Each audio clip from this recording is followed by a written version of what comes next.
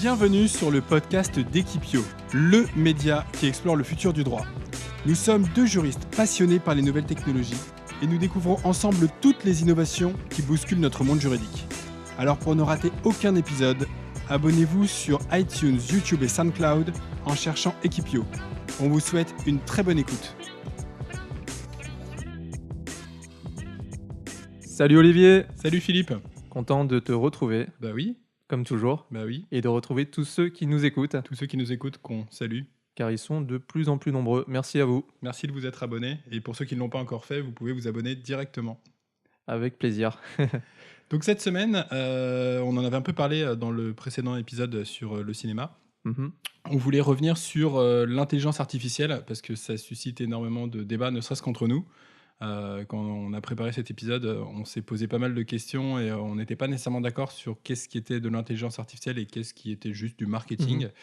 Du coup, c'était intéressant de voir un petit peu de quoi ça parle, en quoi ça consiste et comment ça a impacté le monde des directions juridiques et des cabinets d'avocats. Tout à fait. Et des tribunaux aussi, puisqu'on a identifié Oui. pas mal d'outils pour les tribunaux.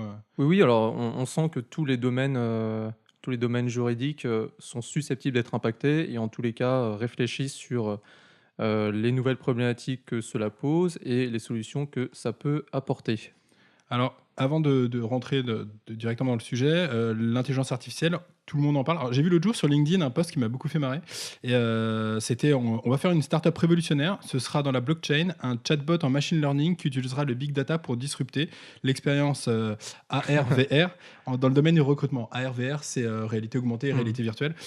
Et c'est un peu ça pour moi, ça me fait un peu penser à ça. L'intelligence artificielle, il y a ce côté, tout le monde en parle. C'est un Ouais. peu comme la blockchain. Personne ne C'est sait un peu vraiment le en quoi ça buzzword consiste. du moment Exactement. pour générer un peu de clics, pour peut-être lever un petit peu d'argent et faire une boîte qui intéresse des investisseurs. Exactement. Alors du coup, par intelligence artificielle, il y a pas mal de termes. On entend intelligence artificielle, machine learning, Mm. deep learning. Moi, de façon générale, l'intelligence, c'est vrai que déjà, c'est un concept assez, j'allais dire assez flou. Non, c'est pas flou, mais en tout cas sujet à discussion et à débat. Donc difficile à définir. Mm. Et ça pourrait être résumé à une capacité d'apprendre, d'analyser, d'utiliser des connaissances et sur cette base de prendre des décisions pertinentes. Oui, tout à fait. Je pense qu'on en revient alors, toujours à la question de la notion et de la définition d'intelligence, donc c'est forcément un petit peu complexe, mais on en revient à des capacités dont sont dotés les humains, de reconnaissance, de traitement et d'analyse faite, cette fois par des machines. Et du coup, dans l'intelligence artificielle, il y a aussi artificielle. Donc pour moi, c'est par opposition à humaine, intelligence humaine. Et Mm. donc, c'est ce qui est réalisé par une machine ou par un logiciel. Tout à fait. Du coup, pour résumer, ça pourrait être un ensemble de techniques qui permettraient à des machines d'accomplir des tâches et de résoudre des problèmes que normalement les humains traitent. C'est ça. Alors, on va prendre un exemple qui est assez classique, c'est la reconnaissance d'image. Mhm. Si on prend par exemple la reconnaissance d'un chat, l'intelligence artificielle permet, en donnant un certain nombre d'images de chats à un algorithme qui va regarder, de comprendre qu'à chaque fois qu'il y a une nouvelle image, c'est un chat. Donc, c'est la reconnaissance visuelle. Donc ça, c'est une partie de l'intelligence artificielle. Mais comment tu pousses l'image du chat à l'algorithme? Alors après, tu as des plateformes qui te permettent de le pousser et d'identifier toi-même. Donc là, tu as un peu de l'intelligence qui est supervisée. Donc les humains vont catégoriser telle image comme étant celle d'un chat et la machine, lorsqu'elle va retrouver une image comparable, elle va te dire bah, ça, c'est effectivement un chat. Et lorsqu'il y a une vidéo sur YouTube ou une autre plateforme, je vais pouvoir reconnaître qu'on parle de chat. Ça me fait penser à deux choses. La première, c'est parfois quand on crée des comptes en ligne, je sais pas, un compte pour un site internet, il y a une phase où tu dois saisir où tu dois cliquer sur des images et ils disent par exemple cliquer sur tous les panneaux de signalisation, toutes les Mhm. voitures. Et du coup, c'est vrai qu'on se demande jamais qu'est-ce qu'il y a derrière et si potentiellement ça aide pas certaines sociétés à savoir identifier sur une image, bah ça c'est une voiture et donc à exclure de cette photo tout ce qui n'est pas d'une voiture et du coup pouvoir faire du machine learning derrière. Ah oui, ça c'est un bon exemple. C'est un bon exemple. Et deuxième exemple, Oui. c'est sur Facebook, je ne sais pas si tu as fait attention, mais toute une phase où quand tu te reconnectais à ton compte, on te proposait des photos et en te demandant de reconnaître telle ou telle personne pour pouvoir accéder à ton compte. Et du coup, ça permet aussi de faire de la reconnaissance de personnes. Reconnaissance visuelle, oui. Ah Exactement. oui. Oui, alors c'est soit c'est excluant, soit c'est incluant. C'est-à-dire que tu dois dire, quelle image parmi ces images n'est pas celle d'un animal ou, où est le panneau sens interdit ou ce Ouais, genre de ouais, choses, c'est c'est ça? ça. Ouais, ouais, ouais. Oui, alors ça typiquement ce sont des alors c'est parfois des tests pour s'identifier, mais de bonnes machines peuvent faire ça par elles-mêmes. Et alors du coup, machine learning, deep learning? Bah, machine learning, si on reprend la reconnaissance, encore une fois d'un animal ou d'un chat, si on passe à autre chose et qu'on lui dit: «Bah, écoute maintenant, il faut que l'algorithme puisse reconnaître un autre animal comme un chien». On va lui donner un certain nombre de data, des images de chiens et la machine va apprendre d'elle-même et pourra reconnaître, a posteriori, d'autres chiens en fonction des datas qu'on lui aura données. Donc là, on parle de, machine learning. Et ce qui est, un peu plus complexe à comprendre, c'est, l'apprentissage profond. C'est quand on parle de deep learning. Donc c'est une sous-catégorie du machine learning. Le deep learning, c'est une sous-catégorie, c'est vraiment un sous-domaine de l'intelligence artificielle. C'est, par exemple, si on reprend encore cet exemple du chat, et on va avoir, accès à différentes couches de réflexion par, la machine. C'est-à-dire que la machine va pas reconnaître d'emblée que c'est un chat, mais elle va reconnaître une première ligne, une deuxième ligne et de fil en aiguille, elle va dire: «Bah, là, il y a une inclinaison à 45°, ça représente sans doute, l'oreille d'un chat». Et ensuite, elle va détecter la moustache et par elle-même, en fonction de la réflexion de différentes couches, entre guillemets, «neuronales», elle va pouvoir analyser et détecter, l'image d'un chat. Dans ce cas-là, on parle de deep learning puisqu'on a différentes couches qui vont interagir et chacune des couches va permettre de réfléchir et de donner entre guillemets, «une donnée» à la couche suivante pour aboutir à un résultat. Donc là, on parle d'apprentissage un peu plus profond. D'accord. Ça t'a laissé sans voix. C'est clair. D'accord, donc du coup, deep learning, machine learning, c'est des méthodes d'apprentissage, Oui. via des algorithmes? Oui, c'est ça. Et machine learning, on parle souvent d'apprentissage automatique supervisé, où il y a encore des humains rentrent un certain nombre de données, tandis que le deep learning, l'architecture de la machine fait que l'intelligence réfléchit aussi un peu plus par elle-même. Donc finalement, en fait, c'est des technologies qui sont utilisées, par exemple, pour reconnaître des images, des sons, pour créer des systèmes de dialogue, donc Mmh. reconnaissance, de texte et génération de messages de réponse. Pour la traduction aussi, c'est pas mal Pour la utilisé. traduction, Ouais. ouais. Mais du coup, effectivement, il y a toujours cette phase d'apprentissage, donc où il y a une saisie qui est vraiment manuelle, où on pousse, du texte, où on pousse des images, où on pousse des sons, en lui expliquant, en définissant à la machine, ça, ça correspond à, Mmh. voilà, un chat, une photo d'un chat, d'un chien, le morceau de musique de tel artiste, ou tel texte avec tel sens. Mmh. Et ensuite, la machine devient autonome et C'est peut, ça, répondre automatiquement, c'est identifier ça. automatiquement. Alors il faut des données. Alors tu dis manuel, mais en réalité, souvent ce sont des données qui sont soit scrappées, soit, implémentées de manière automatique. Scraper, tu peux définir ce que c'est? Alors, par exemple, si on a besoin d'un certain nombre de données sur des informations qu'on va trouver en ligne, c'est pas un humain qui va aller cliquer, qui faire clic droit, save as sur son ordinateur pour intégrer ces données. C'est des robots qui sont conçus par des développeurs qui vont aller chercher, les informations pertinentes sur différents sites et ensuite, les intégrer, dans une base de données. OK. Voilà. OK et du coup, du point de vue du monde du droit, on entend beaucoup, beaucoup parler, Mmh. d'intelligence artificielle, comment ça va bouleverser, les acteurs du droit, comment ça va même potentiellement supprimer des professions. C'est assez difficile de se faire comment dire? Un avis assez clair sur, qu'est-ce qui relève de l'argument marketing et qu'est-ce qui nous est proposé à l'heure actuelle comme outil? Oui, c'est ça, aujourd'hui, l'impression que, en tout cas, ce qu'on sait, c'est qu'on ne peut pas faire une bonne boîte d'intelligence artificielle sans avoir un certain nombre de données, pour alimenter, une machine, et ensuite, faire en sorte que celle-ci soit la plus intelligente possible. Donc, aujourd'hui, les bonnes boîtes, d'IA commencent par collecter un certain nombre de données Mais pour du coup, les de analyser. de quelles données est-ce qu'on parle? Alors pour le monde juridique, aujourd'hui, on parle beaucoup de données jurisprudentielles. Mmh. On parle également, d'articles de doctrine qui peuvent être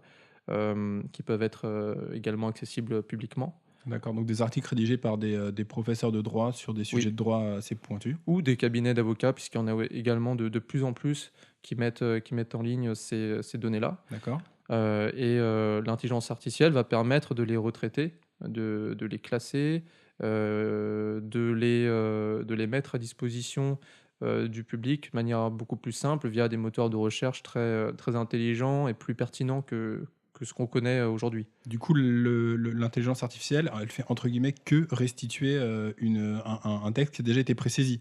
Il n'y a pas de travail de reformulation pour simplifier le contenu ou le rendre plus intelligible pour des non-juristes. Bah, j'ai l'impression que ça commence le travail de reformulation qui, nécessite au préalable d'avoir une analyse de ces données-là. Si on prend, typiquement, la ROS par IBM, Watson, Mhm. je crois que eux prétendent pouvoir analyser un texte et en sortir, un mémo derrière. Donc ça ce n'est pas que du vraiment une retranscription, il y a une analyse, j'ai l'impression, au préalable. D'accord. Et ROS, c'est quoi? C'est un logiciel? C'est une plateforme? Alors Ross, c'est un robot, intelligent pour, alors aujourd'hui, c'est plutôt à destination des cabinets d'avocats. Ça fait du traitement, de textes, juridiques et c'est censé faire une certaine analyse pour la restituer derrière. Maintenant, il semblerait que, de ce qu'on arrive à glaner dans la presse, spécialisée, c'est qu'il y a toujours, dans tous les cas, un juriste ou un avocat qui va relire ce qui est produit par cette machine puisque, ce n'est pas exploitable, d'emblée. Mhm. J'imagine qu'il y a un taux d'erreur, qui doit être, quand même non négligeable. Ok. Mais c'est vrai que eux, pour le coup, on en entend énormément parler. Je crois qu'ils étaient utilisés dans le domaine de la santé et des hôpitaux. Oui. Et du coup, ils essaient de se décliner sur d'autres secteurs d'activité, et notamment le secteur du droit. Ils ont une énorme force de frappe en termes de communication. Donc, Oui, ils font beaucoup de marketing, ouais, beaucoup de com, ouais, ouais, ouais, c'est clair. Plus proche de nous, il y a, également, Predictis, Predictis, c'est une start-up française. start-up française, alors je crois que ça a même pas, 1 an ou 2. Donc comme le nom l'indique, ils sont plutôt en justice, justice prédictive. Ils vont analyser les décisions des tribunaux, des cours d'appel pour pouvoir, en sortir, un certain nombre d'outils d'aide à la décision. Et je crois que c'était en test chez, certaines cours d'appel aujourd'hui qui ont estimé relativement, récemment de pas forcément continuer ces tests-là puisque, leur base de données, actuelle était suffisante, aujourd'hui dans leur quotidien. Donc ça pose encore, Mais du coup, c'est vrai que c'est surprenant pour une juridiction qu'on essaie de lui vendre un outil comme ça, parce que, enfin, moi, je me mets à la place d'un juge, ça ne m'aide pas nécessairement dans ma prise de décision de savoir qu'est-ce que. ah sur le oui, je vois ce que tu veux Enfin, dire, tu ouais. vois, ça, Mmh, mmh mh. moi, j'essaie de prendre une décision par rapport à des faits, pas nécessairement par rapport à une tendance jurisprudentielle qui pourrait, entre guillemets, me forcer la main, ou en tout cas rendre Mmh. ma prise de décision moins objective. Ça me mettrait un petit peu mal à l'aise. Alors c'est vrai qu'en qualité de juriste d'entreprise, nous, on se place plus, du point de vue du précontentieux ou du contentieux, où on se dit que ça pourrait avoir un intérêt, Bah, surtout pour les notamment, cabinets d'avocats, ouais, pour c'est les là où je cabinets me dis, d'avocats. il y a un vrai avantage à l'idée de te dire, Mmh. bah, si j'ai le choix entre plusieurs juridictions, est-ce que ça augmente ou est-ce que ça fait diminuer mes chances d'obtenir gain de cause? Et si oui, dans quelle proportion? Donc là, je vois l'intérêt. C'est Ensuite, pour une ça. juridiction, peut-être moins en fait. Oui, c'est vrai que de mon point de vue, mis à part, heu, pour la boîte en elle-même, qui c'est une manière indirecte de collecter un certain nombre de données. Je vois surtout l'intérêt pour les juristes, pour les avocats. Par exemple, en rupture, des relations commerciales établies, il y a toujours, un certain nombre d'informations à analyser qui peut-être auparavant se faisaient, manuellement en fonction de la jurisprudence existante. Là, ça permet de mettre, D'avoir une méthodologie un peu scientifique pour oui évaluer et combien de. automatique et peut-être plus fiable aussi sur une plus grosse quantité de données. Hmm. En fonction de telle durée de relation, en fonction de tel chiffre d'affaires, de la potentielle dépendance économique et cetera, d'un certain nombre de critères, tu peux en tirer peut-être des règles sous-jacentes qui peuvent être utiles. D'accord, donc du coup, tu auras un espèce d'outil en disant, bah voilà, moi je suis avec telle société, je Mmh, représente X% de part de son chiffre d'affaires, je travaille avec elle depuis ouais. tant d'années, je souhaite me désengager, quelle est le durée du préavis que je dois laisser avant de sortir, sur la base des décisions qui ont été rendues par les tribunaux. Oui, c'est ça, OK. durée de préavis ou au cas où tu respectes pas ce préavis et que tu te retrouves en contentieux, le risque financier, Mmh mh. que tu es susceptible de subir. Donc OK. ça peut être des outils qui sont intéressants Mais on est quand même très loin de l'image, d'une espèce de juriste dématérialisé qu'on essaie de nous vendre. et qui va remplacer tous les praticiens Ouais, du c'est droit. ça, exactement. Oui, alors il y a beaucoup d'articles de presse qui sont très alarmants sur le remplacement des personnes qui, exercent dans le métier du droit. Tout L'ubérisation du monde du droit. Ça, c'est Ouais, c'est ça. l'expression, la plus, amusante du moment. Oui, alors je crois j'ai l'impression qu'en réalité les legal tech d'aujourd'hui se positionnent pas forcément en tant que, ubérisateur, ou Uber du droit, mais plutôt comme, des entreprises qui sont au service, soit des justiciables, soit, des praticiens du droit, mais qui vont les aider, plutôt à prendre une décision, à travailler plus vite, à automatiser, des tâches, afin que eux se concentrent sur, des fonctions à forte valeur ajoutée et entre guillemets peut-être plus intéressantes, intellectuellement ou d'un point de vue créatif. OK. Tu connais d'autres, sociétés spécialisées dans l'intelligence artificielle et applicables au monde du droit? Alors, je sais que on parlait de justice prédictive. Il y a Lex Machina qui avait été racheté il y a il y a moins de 2 ans par LexisNexis, puisque tous les gros éditeurs juridiques se lancent évidemment dans cette bataille d'avoir des services, innovants, adaptés à leurs utilisateurs et Lex Machina fait de l'analyse de contentieux, prédictifs, aux États-Unis et initialement, c'était plutôt en propriété intellectuelle, je crois. Hem Et eux avaient une analyse assez fine, c'est-à-dire qu'en fonction, du tribunal, de la juridiction dans laquelle tu te situes, du cabinet d'avocats auquel tu as recours, de ton type de dossier, ils vont faire la prédiction analytique et que c'était assez, en tout cas, ils prétendaient que c'était assez poussé. Et je crois qu'il y a un service assez similaire chez Dalloz avec, jurisprudence chiffrée, qui permet aussi d'avoir une évaluation des indemnités de licenciement en matière de droit du travail ou des, indemnités d'éviction ou d'occupation en matière de baux commerciaux.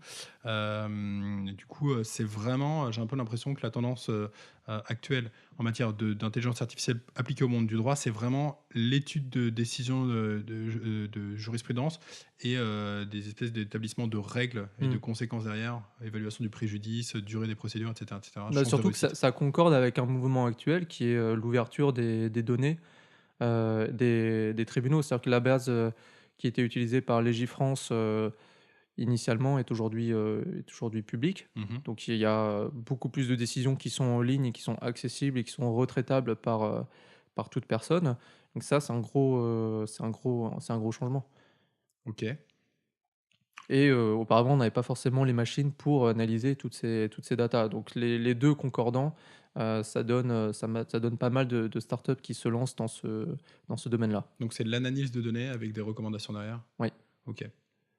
Donc il y a pas de valeur ajoutée, générée par la machine, il va pas te sortir quelque chose de son chapeau auquel toi tu aurais pas pensé? Parce que c'est vraiment comme ça qu'on perçoit l'intelligence artificielle de nos jours?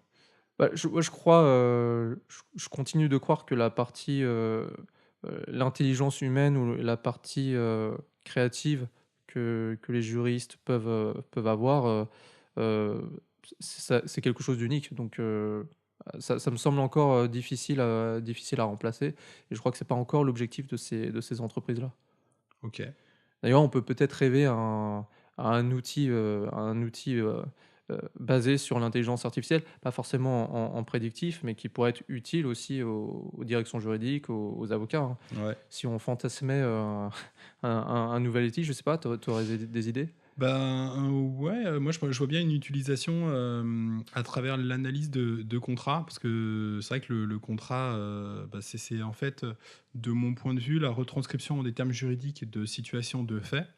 Mmh. Du coup, on pourrait dire, bah, voilà, moi, ma direction juridique, j'estime que la politique contractuelle, elle est définie à travers tel ou tel type de clause. Donc on aurait des modèles de contrat type par type d'activité et quand on recevrait des modèles de contrats extérieurs, d'autres, co-contractants, il y aurait à travers un outil une mise en perspective entre le projet de contrat, qui est transmis par le co-contractant et la politique contractuelle de la direction juridique et qui permettrait de mettre en évidence évidence les écarts et pourquoi pas aller plus loin en disant voilà, ça c'est acceptable, ça c'est inacceptable, ce qui permettrait aussi de vulgariser la politique contractuelle auprès des opérationnels. Donc à la fois une base de données avec les contrats de la direction juridique, les clauses avec les différentes options et un outil d'analyse des contrats.